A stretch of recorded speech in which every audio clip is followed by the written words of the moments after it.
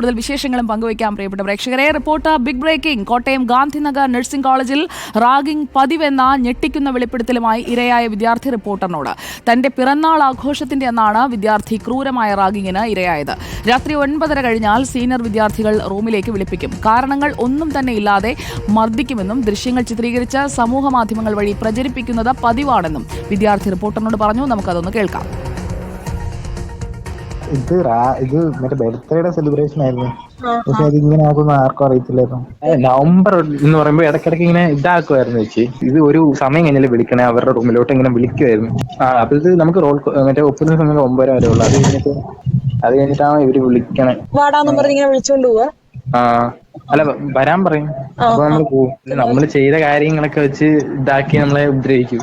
ആ വീഡിയോ തന്നെ ഇങ്ങനെ എങ്ങനെയാണെന്ന് അറിയത്തില്ല. നമ്മൾ മീഡിയ കിട്ടിയ ഇത് ആരയച്ചു കൊടുക്കുന്നതില്ല. എന്റെ വീഡിയോ ഇങ്ങനെ അത് ഇൻസ്റ്റാഗ്രാമിലാണെങ്കിൽ ഫുള്ള് ഇതായിക്കൊണ്ടിരിക്കുക. അതിന്റെ ടെൻഷനിലാണ് ഞാൻ ഇരിക്കുന്നത്. കുറെ ഒറിജിനൽ വീഡിയോ തന്നെ സംഭവിച്ച ബ്ലർ ചെയ്യാതെ ഇങ്ങനെ ഇട്ടേക്കാം. അതിപ്പം അഞ്ജന അനിൽകുമാർ നമുക്കൊപ്പം. Anjana, good morning. Kottayam nursing കോളേജിലെ റാഗിങ്ങിൽ ഇപ്പോൾ ആ വിദ്യാർത്ഥിയുമായി അഞ്ജന സംസാരിക്കുമ്പോൾ ആ കുട്ടിയിൽ നിന്ന് വ്യക്തമാകുന്ന പുതിയ വിവരങ്ങൾ അല്ലെങ്കിൽ ഈ റാഗിങ്ങിനെ കുറിച്ച് ഇതുവരെ പുറത്തു വന്നതിനപ്പുറം നമ്മൾ കേൾക്കുന്നത് എന്തൊക്കെയാണ് അഞ്ജന?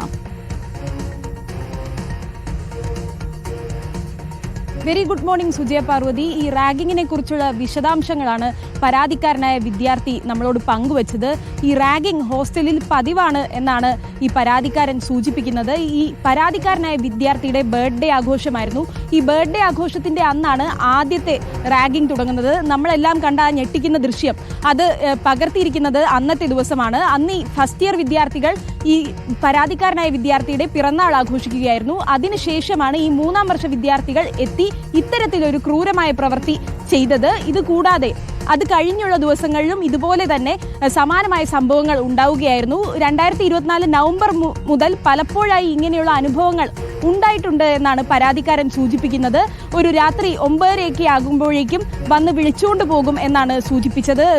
അവരുടെ റൂമിലേക്ക് കൊണ്ടുപോയി ഒരു കാരണവുമില്ലാതെ മർദ്ദിക്കാറുണ്ട് എന്നും പറയുന്നുണ്ട്. പക്ഷേ പുറത്തു പറയാൻ ഭയമായിരുന്നു. പുറത്തു പറഞ്ഞാൽ മറ്റേതെങ്കിലും രീതിയിൽ ഇനിയും കുട്ടിയുടെ ബർത്ത്ഡേ ആയിരുന്നു. ആ ബർത്ത്ഡേ ദിവസം സംഭവിച്ചത് എന്താണ്? കുട്ടി പറയുന്നതനുസരിച്ച് ആ ചിത്രീകരിച്ച ദൃശ്യങ്ങൾ നമ്മളും കണ്ടതാണ്. അത് പ്രചരിപ്പിക്കപ്പെടുന്നു, ബ്ലർ ചെയ്യാതെ പ്രചരിപ്പിക്കപ്പെടുന്നു എന്ന് പറയുമ്പോൾ അതിന്റെ ഒരു വിഷമം നമുക്ക് മനസ്സിലാക്കാൻ കഴിയും. കാരണം ഡമ്പലെടുത്ത് വെക്കുന്നതും കോമ്പസ് കൊണ്ട് കുത്തുന്നതും അവിടെ ഈ ലോഷൻ പുരട്ടുന്നതും എല്ലാം ആ ദൃശ്യങ്ങളിലുണ്ട്. കണ്ടു നിൽക്കാൻ കഴിയാത്ത ക്രൂരമായ ദൃശ്യങ്ങളാണ്.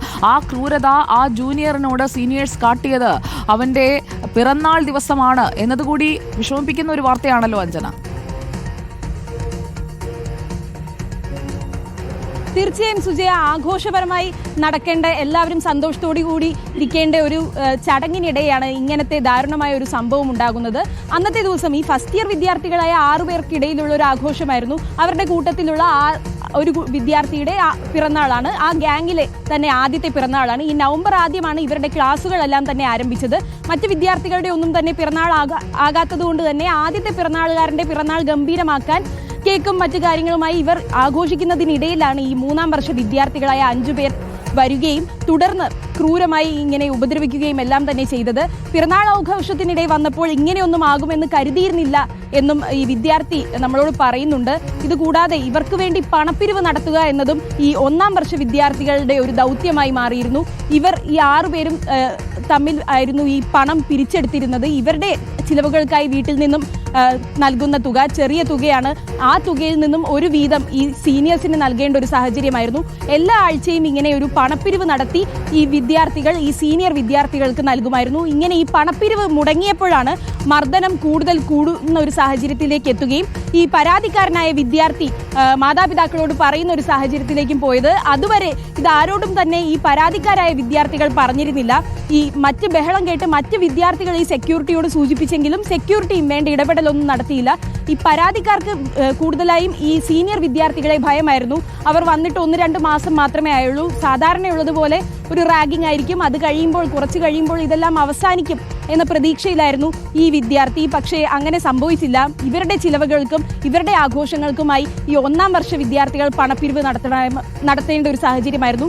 ഇതിൽ ഏറ്റവും ഗുരുതരമായ കാര്യം നമ്മളെല്ലാവരും കണ്ട ആ ദൃശ്യങ്ങൾ പ്രചരിപ്പിക്കുകയും ചെയ്തു. ഇവരുടെ ഹോസ്റ്റൽ ഗ്രൂപ്പിലടക്കം ബ്ലർ ചെയ്യാത്ത രീതിയിൽ പ്രചരിപ്പിച്ചു. ഈ ദൃശ്യം പിന്നീട് സോഷ്യൽ മീഡിയയിലും ബ്ലർ ചെയ്യാത്ത രീതിയിലാണ് പ്രചരിക്കുന്നത്.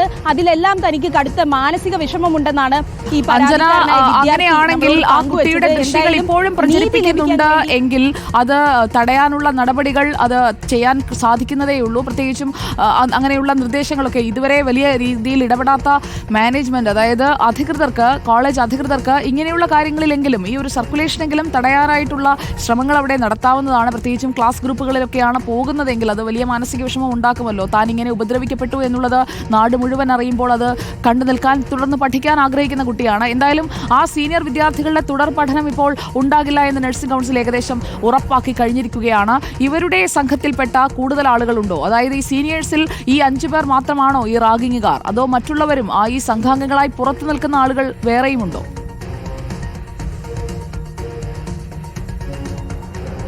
സുജയ, നമുക്കറിയാവുന്നതുപോലെ പൊതുവെ ഈ നഴ്സിംഗ് മേഖലയിൽ ആൺകുട്ടികളുടെ സാന്നിധ്യം വളരെ കുറവാണ്. ഈ 3ാം വർഷ ജനറൽ നഴ്സിംഗിൽ ആകെ ഉള്ളത് 3ാം വർഷത്തിൽ 5 ആൺകുട്ടികളാണ്.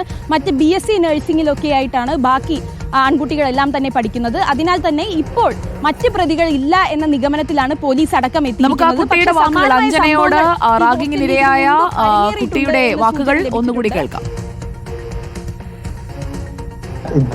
ഇത് മറ്റേ ബർത്ത്ഡേയുടെ സെലിബ്രേഷൻ ആയിരുന്നു.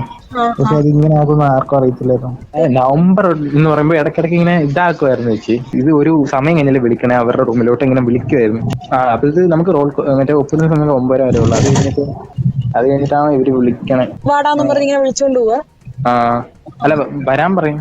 അപ്പൊ നമ്മള് പോകും. നമ്മള് ചെയ്ത കാര്യങ്ങളൊക്കെ വെച്ച് ഇതാക്കി നമ്മളെ ഉപദ്രവിക്കും.